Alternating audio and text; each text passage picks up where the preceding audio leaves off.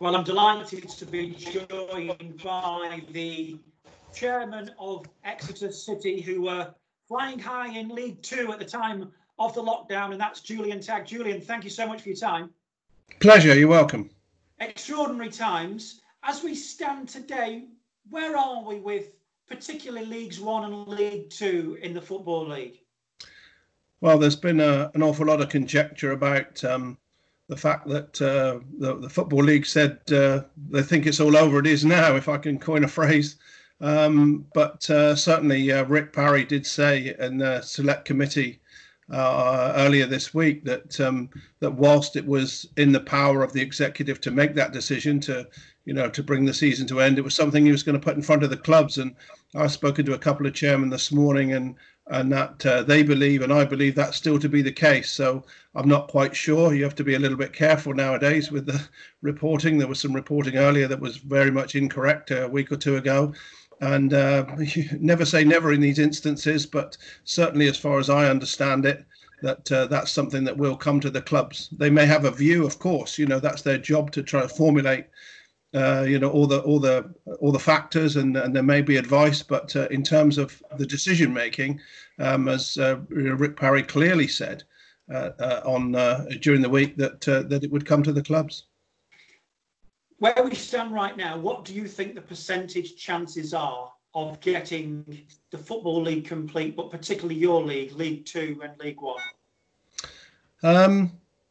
I think it's further and further away. The difficulty, of course, the cost and the logistics of actually putting the games on is huge, even if you have the organisation ability to do that. The thing that I still find personally struggling with is, in the end, there's 22 players on the pitch, and they're in each other's pocket from a corner, and if they score, they're not going to run in other directions, are they? They're going to.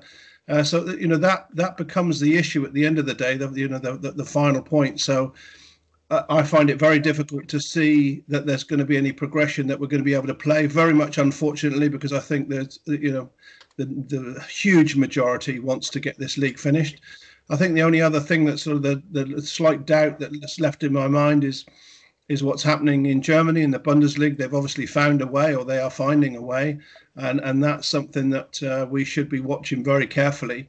Whether that's something that's affordable at the lower the leagues, I'm very sceptical about.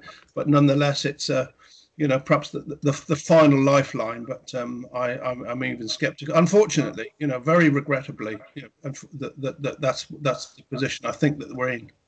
There's a lot of conjecture at the moment, and of course you currently sit fourth in the League Two table, which is just one place outside of the promotion places. If the season were to end, do you imagine that teams would remain in their existing divisions, or do you think that there would be a points per game basis, as been suggested, and teams would be promoted? I can see the sense in looking at all those different possible scenarios.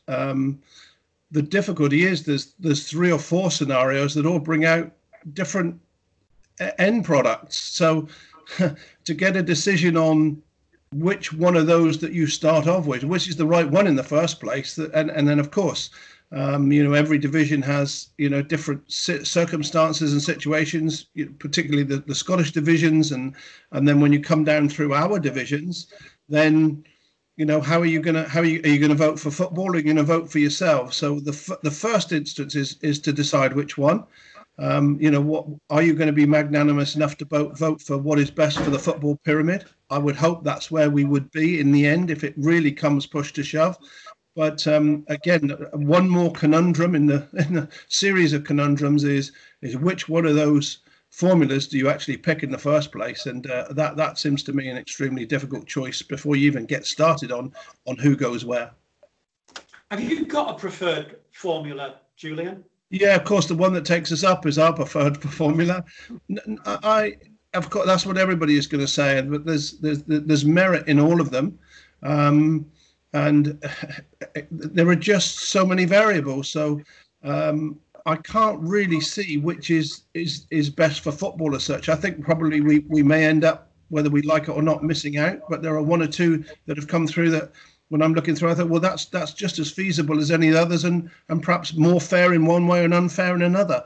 So how that's going to pan out, I really couldn't tell you, because that's something that is coming to the fore now as we get to the point where the conjecture and the thought is that maybe we're not going to play any more games. How do we get to the end of the league with the league positions, and promotion and relegation now comes to the fore. And as you quite rightly identify, which algorithm do you decide to choose to get the benefit for your own club? So we shall just have to see how that pans out. Just another piece of conjecture, because that's the world we live in at the moment.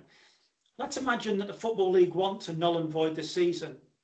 Does that have to be voted upon by its member clubs, Julian? Well, I think, again, referring back to earlier, that's pretty much, as I understood it, what Rick Parry said in the Select Committee. He said that whilst he believed that the executive had the power to end the season, he said that he would put it in front of the clubs. He was asked that by an MP, and that was the answer that he gave. So I think that remains to be the position, certainly as I understand it across the league at the moment. Do you expect a vote in the coming week? I think I do. The German situation is the only thing that's clouding it at the moment, because it would seem that something is possible, whereas perhaps people didn't think before. So that pending, then I think, we're probably moving towards that, partly because people need some kind of certainty. There's no doubt that every club, top to bottom, everybody is feeling this. Some would be feeling it really, really painfully right at the outset, or even before the outset, let's say. And as we move through these times, more and more people are finding it more and more difficult to survive, which is identical to every business across the country. Some great businesses are going to go to the wall. Football's no different. So at some point there has to be. So we must be moving closer to it all the time. As a leader and as a guardian, custodian of a League Two club, a very unique club in the fact that you're 100% owned by the supporters, what anxieties are there financially at the moment for a club like Exeter City? I think our difficulty is you see lots of clubs get into difficulty. Our strength is our trust ownership. It does force us to be very, very careful about how we go forward. There's plenty of people within the club that remember how difficult it was when we were very close to, liquidation, extinction almost.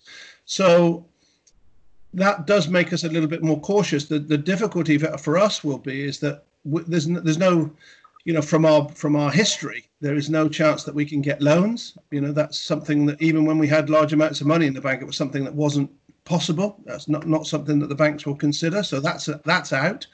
And then it's not a club that will entertain philanthropy in any way. There's no will to bring in an outsider that can prop up the football club to huge amounts of money. So when we get to the end, it is the end. Whereas so many other clubs, they either, have some kind of philanthropic owner that puts some more in over the meantime, or they sell up and bring another one in, and that would be, an absolute catastrophe, the amount of work that's done. So that's a very stark position for us to be in, which is probably why we're extremely cautious and have managed to get ourselves as strong as we are, because in many ways we are strong. We're certainly not the market leader in our division, but we're certainly strong within it, I think.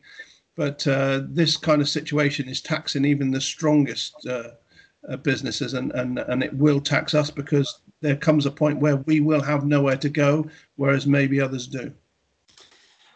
Julian, of all the headaches, and there are many at this moment in time for football clubs and clubs like Exeter City, is the June the 30th contract issue one of the biggest headaches? Is that one of the reasons that's focusing the mind on potentially ending the season?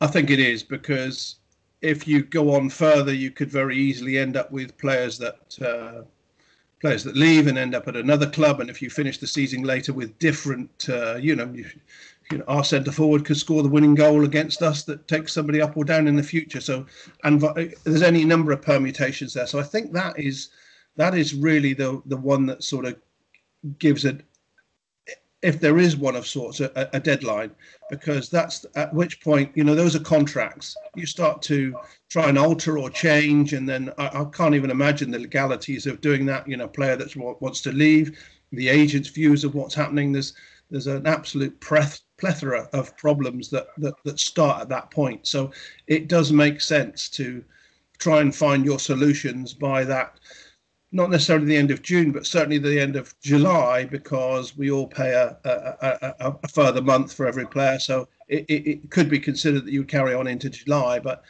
still, you know, June, the end of June is probably the real focus.